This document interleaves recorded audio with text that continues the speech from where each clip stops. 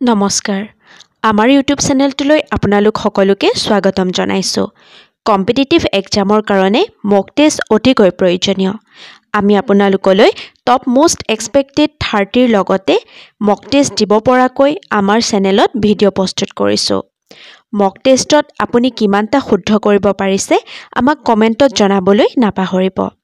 আৰু আপুনি যদি আমাৰ চেনেলটোলৈ নতুনকৈ আহিছে তেনেহলে চেনেলটো সাবস্ক্ৰাইব কৰি লগৰ বন্ধু-বান্ধৱীৰ সৈতে শেয়াৰ কৰিব তেনেহলে ভিডিঅ'টো ষ্টাৰ্ট কৰোৱা হওক প্ৰথম কোৱেশ্চন লক্ষীনন্দন বৰাই কোনখন উপন্যাসৰ বাবে সৰস্বতী সন্মান লাভ কৰিছিল অপচন এ পিতাপুত্ৰ বি কায়কল্প সি মঞ্চলেখা ডি প্ৰত্যাখ্যান ইয়াৰ শুদ্ধ উত্তৰটো হ'ব কায়কল্প লক্ষীনন্দন বৰাই কায়কল্প উপন্যাসখনৰ বাবে সৰস্বতী সন্মান লাভ কৰিছিল পৰৱৰ্তী প্ৰশ্ন ভূপেন হাজৰিকাই কিমান চনত সাহিত্য নাটক একাডেমী বঁটা লাভ কৰিছিল অপচন এ 1981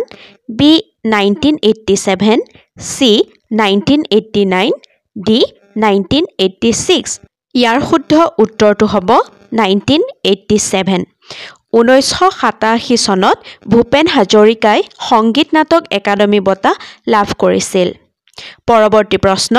ভাৰতীয় উদ্ভিদ জৰীপৰ মুখ্য কাৰ্যালয় ক'ত অৱস্থিত অপচন এ কলকাতা বি হায়দৰাবাদ সি নতুন দিল্লী ডি বিহাৰ ইয়াৰ শুদ্ধ উত্তৰটো হ'ব কলকাতা কলকাতাত ভাৰতীয় উদ্ভিদ জৰীপৰ মুখ্য কাৰ্যালয় অৱস্থিত Question number 4 মানুহৰ এটা চকুৰ ওজন কিমান অপচন এ 8 গ্ৰাম বি 5 গ্ৰাম সি 10 গ্ৰাম ডি 4 গ্ৰাম ইয়াৰ শুদ্ধ উত্তৰটো হ'ব অপচন এ 8 গ্ৰাম মানুহৰ এটা চকুৰ ওজন হৈছে 8 গ্ৰাম Question number 5 বিন বৰাগী পুথিখনত সৰ্বমুঠ কিমানটা কবিতা সন্নিবিষ্ট কৰা হৈছে Option A 12 B 9 C 8 D 15 ইয়াৰ শুদ্ধ উত্তৰটো হ'ব D 15 বিন বৰাগী পুথিখনত সৰ্বমুঠ 15টা কবিতা সন্নিবিষ্ট কৰা হৈছে Question number 6 আহোম সকলে কোন ৰাজকুমাৰীক পূৰ্বপুৰুষ বুলি দাবী কৰে Option A Sandhya B Bhaluka C Arimatta D বান ইয়াৰ শুদ্ধ উত্তৰটো হ'ব ভলুকা আহোম সকলে ভলুকা ৰাজকুমাৰীক পূৰ্বপুৰুষ বুলি দাবী কৰে Question number 7 অসমৰ কোনখন চহৰক সপ্ততীৰ্থ বুলি জনা যায় Option A Majuli B Hajo C Tezpur D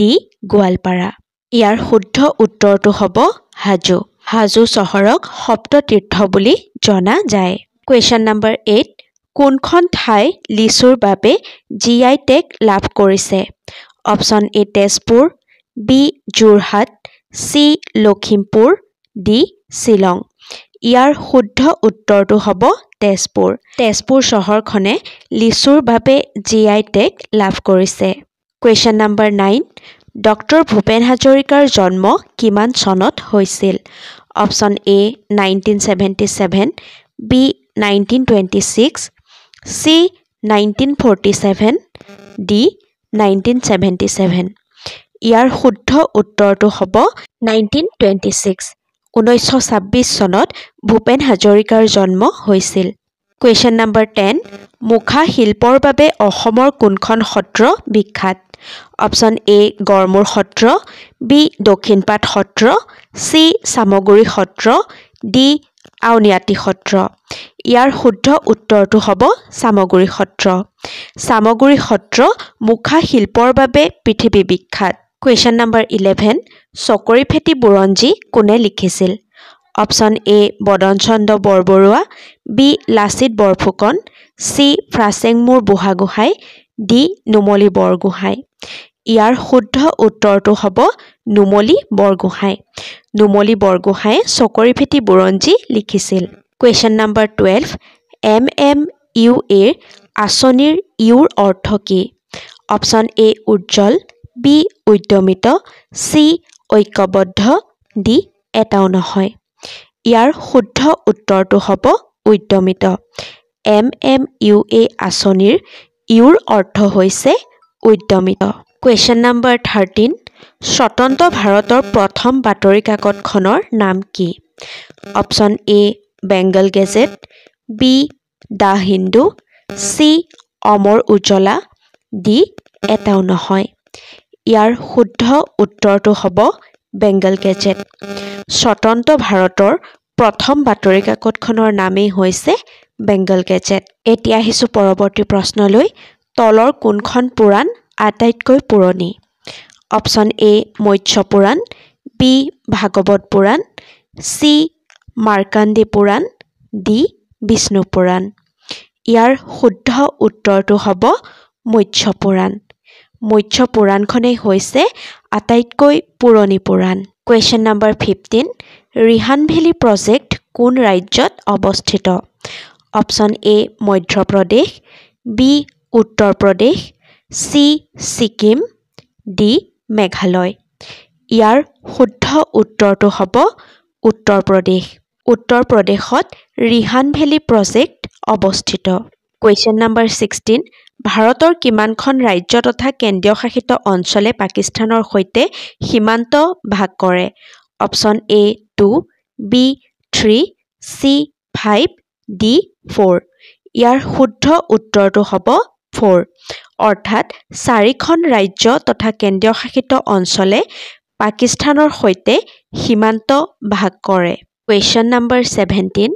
ভগৱান শিৱৰ আটাইতকৈ ওখ প্ৰতিমূৰ্তি বিশ্ব স্বৰূপম ক'ত অৱস্থিত অপশ্যন এ Maharashtra B Uttar Pradesh C Rajasthan D কেৰেলা ইয়াৰ শুদ্ধ উত্তৰটো হ'ব ৰাজস্থানত ভগৱান শিৱৰ আটাইতকৈ ওখ প্ৰতিমূৰ্তি বিশ্ব স্বৰূপম অৱস্থিত কুৱেশ্যন নম্বৰ 18 তলৰ কোনখন অসমীয়া মাহেকীয়া আলোচনী 50 বছৰ সম্পূৰ্ণ কৰিছে অপশ্যন এ প্ৰান্তিক বি বিস্ময় চি গৰিয়সী ডি সাতসৰী ইয়াৰ শুদ্ধ উত্তৰটো হ'ব গৰিয়সী আলোচনীখনে 50 বছৰ সম্পূৰ্ণ কৰিছে কুৱেশ্যন নম্বৰ 19 বি.আৰ. আম্বেদকাৰৰ সমাধিস্থলৰ নাম কি option A Vijay Ghat B Karmabhumi C Chaitya Bhoomi D Mahaparayan Ghat ইয়াৰ শুদ্ধ উত্তৰটো হ'ব বিজয়ঘাট বি.আৰ. আম্বেদকাৰৰ সমাধিস্থলখনৰ নাম হৈছে বিজয়ঘাট কুৱেশ্যন নম্বৰ 20 অৰ্থাৎ এই পাৰ্টটোৰ একেবাৰে শেষৰটো কুৱেশ্যন ক্ষাৰকীয় দ্ৰব্যই লিটমাছ কাগজক কি ৰং প্ৰদান কৰে অপশ্যন এ ৰঙা বি নীলা চি কমলা ডি সেউজীয়া ইয়াৰ শুদ্ধ উত্তৰটো হ'ব নীলা ক্ষাৰকীয় দ্ৰব্যই লিটমাছ কাগজক নীলা ৰং প্ৰদান কৰে ঠিকে আছে আজি আমি কেইটামান কুৱেশ্যন আৰু আনসাৰ ডিসকাস কৰিলো আগন্তুক এক্সামত আহিবলগীয়া এই ভিডিঅ'টোত ইমানেই যদি ভিডিঅ'টো চাই ভাল পালে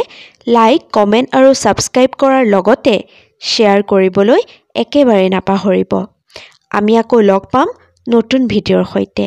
ধন্যবাদ